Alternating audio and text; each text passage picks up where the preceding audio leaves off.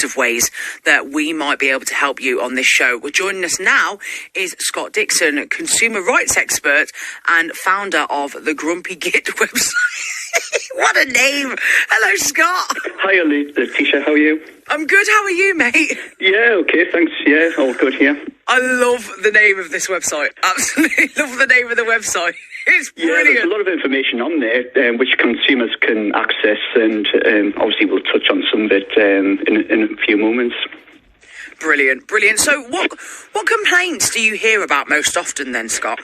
The most complaints that I hear about are generally revolving around electrical goods, say laptops, washing machines, fridges, freezers, generally stuff that you get from the high street, but also cars.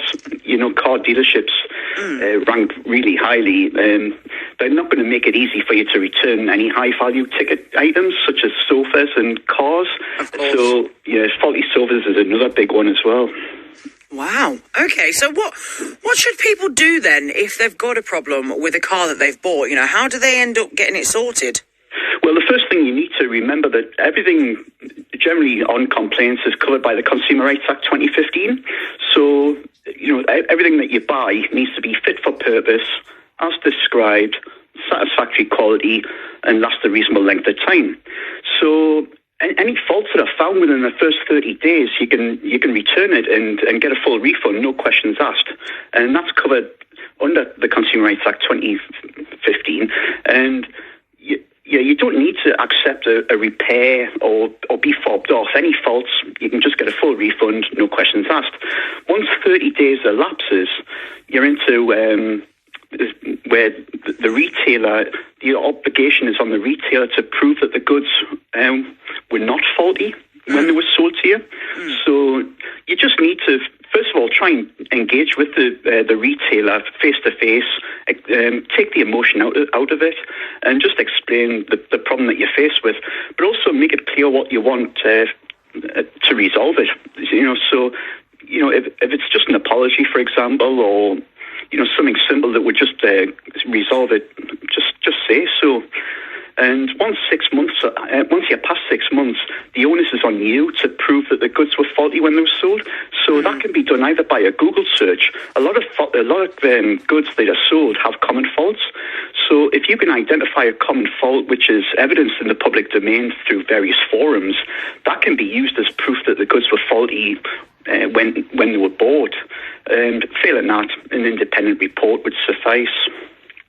So what about things like... So let me give you an example. This is actually my personal experience. So I ordered... Say somebody else had this situation. So somebody orders something off a website, and then you get an email to say it's shipped, but then you don't actually receive the parcel. So you make the complaint to say, well, it's not here, and it's been quite some time now since, you know, the order was made. So you'd like a refund, or actually what you want is the parcel. So can they resend it? They then come back to you and say, well, no, in our records it says that it's been delivered. Well, they need to prove that you have received the goods. So it's not up to you to prove otherwise. They need to provide proof that you have received the goods. And this is a problem that was covered extensively in the media on the run-up to Christmas with parcel porch thefts and things like that. And it's a common misconception that you need to try and resolve it and speak to the courier or find out where your parcel is. The onus is on the retailer under Section 29 of the Consumer Rights Act 2015. The risk of the goods belongs to the trader until they come into the consumer's physical possession. So it's up to them to resolve it. And if all else fails, what you can do is you can raise a chargeback through your debit or credit card provider.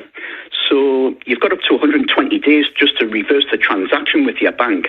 And what you need to do in that sort of scenario is cite breach of contract under the Consumer Rights Act 2015.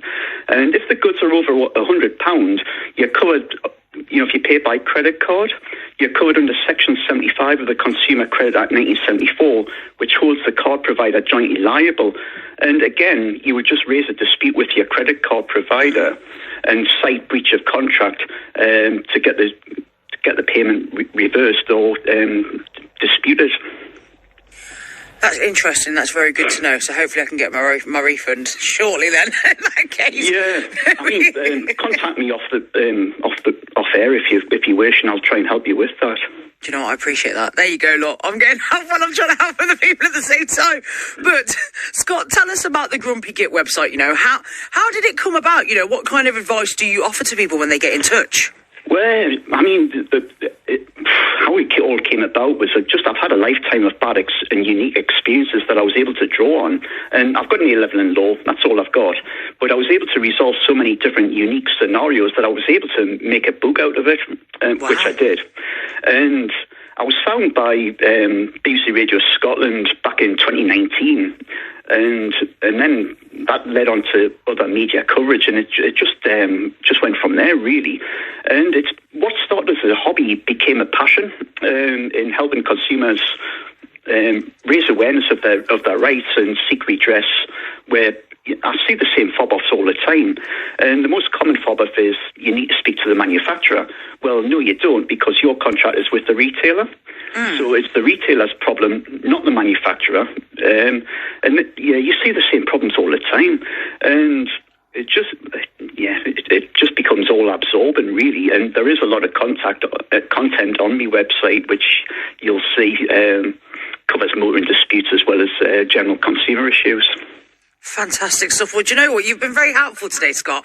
I won't lie. And me personally, for me, but also I'm sure for a lot of people listening, you will have definitely given them some fantastic advice that will help them in the future. Yeah. It's an interesting Consumer Rights Act 2015 covers takeaways as well and restaurant meals. It even covers flowers. Wow. Don't think that it just covers general consumer items that you buy from the high street. Because even flowers, for example, that for all the perishable goods, if it says that they're meant to last 7 to 10 days and they only last a couple of days, well, you do have a right to a refund or a replacement. And with takeaways, Section 49 states that goods ought to be, services ought to be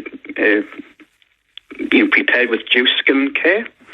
So that covers plumbers as well and things like that. Any trade, when you're getting things, services provided, due skill and care ought to be exercised. So it's something to bear in mind as well. Oh, it absolutely is. Absolutely is. And Scott, I'm definitely going to get in touch with you off air, see if you can give me a hand. But there you go, Scott Dixon, a consumer rights expert and founder of the Grumpy Git website. Many thanks to coming on and having a chat with us. And you know what? If you have got an issue that, you think, oh, Scott could help me with that, then go on to the Grumpy Git website.